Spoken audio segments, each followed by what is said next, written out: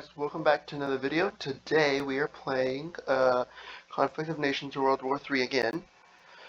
So let's check out what happened while I was gone, a couple things happened. So as you can see, we got more materials, we got more money, the good stuff. Um, so what I'm going to do is I'm going to go into the plans, go here, and start making strike fighters, because strike fighters are the best kind of plane that you can have. And the reason why is this: you can actually, or they actually, like attack troops, like ground troops, and they're a lot better than regular, things. So yeah, let's see what's going on here. And then Italy messaged me. So I'm gonna go ahead and kick Egypt, because Egypt is basically no more. So what I'm gonna do now is I'm going to have these troops attack this guy, and then now that this has started, let's go ahead and attack or start getting corvettes, because we need a navy, guys, right? We need a navy, and want to know why? Because a navy is going to help us with, like, other navy. So, for instance, these guys, I don't know if they have a navy yet. It looks like they do, or they could. Yeah, they do. So, I have to watch out for them. So, I have to get my navy going. Now, this is going to be like a National Guard kind of thing. So, I'm going to get that started, and then I'm going to get more troops going. Or more, I could upgrade the base, to get it much better. So, I'm going to start mobilizing more troops, so that way we can, get more people going. Alright, so we have this going, and, this is kind of a waiting game, so I'm going to do more of a informational video today. So, let's get started. So we have all these things, like, right, what are they? So we have motorized infantry, which is your basic infantry, and or motorized infantry transport by light vehicles. Its primary role is to hold strategic targets such as towns, cities, and yeah. So the mechanized infantry is mainly it's more of a armored vehicle, uh, which is more of a support and flank. Um, Now the naval infantry is your Marines. They can go pretty much wherever they want. They don't even need a port to leave, so they don't need to leave in the city. They can just go right off the province. Airborne infantry can actually fly. It's more of a rapid invasion. They go through helicopters. Special forces. So special forces is something very interesting.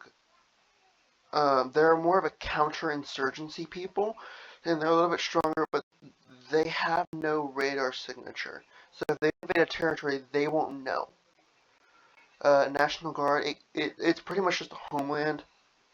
Um, More of a like a friendly thing. Mercenaries, these are basically more financial people. They just want, they can't conquer land, but they're very overpowered. The veterans, um, you can only get one of these, sadly, but they have a radar able to detect enemies, and these are all their power-ups, like radar signature, conquer territory, airlift.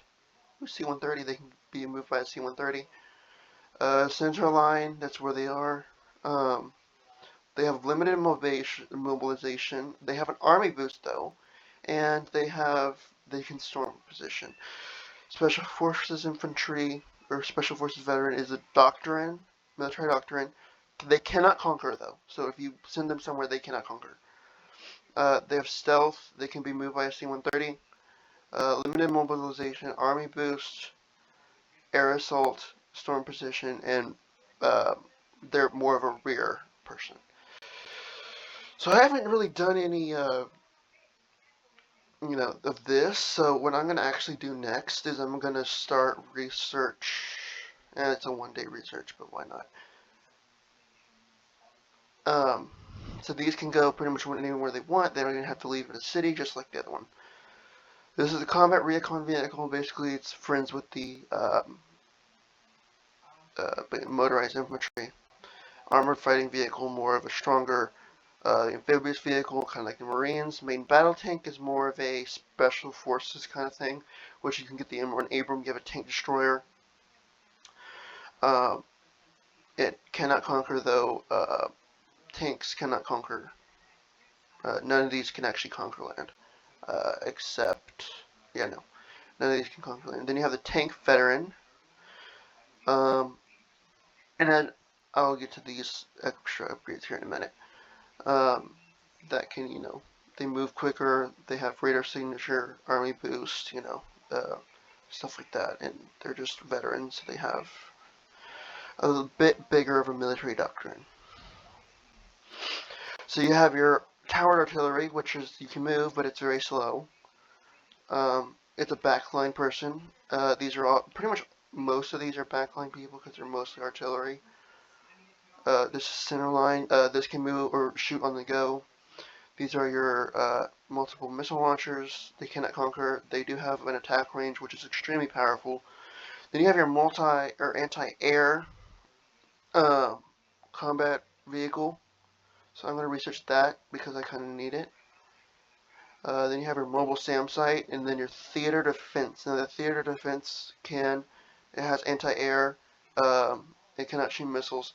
Then you have your mobile radar. Now these are kind of overpowered.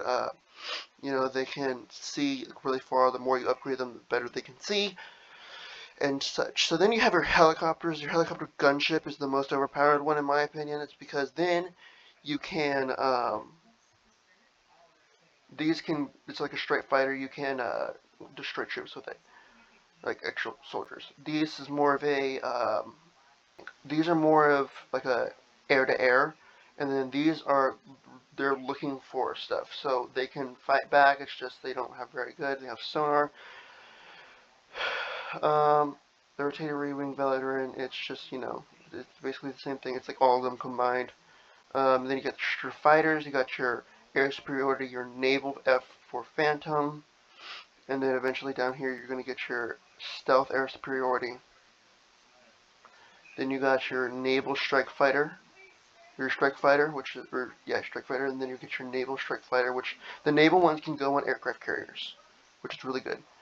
Then you got your stealth one eventually. Then you got your UAV. Your UAVs are really cool because they can go and they don't even get seen. So they have reverse stealth, so they can't be seen by ground units, but they can be seen by other planes. That's the only downside. They're scouts.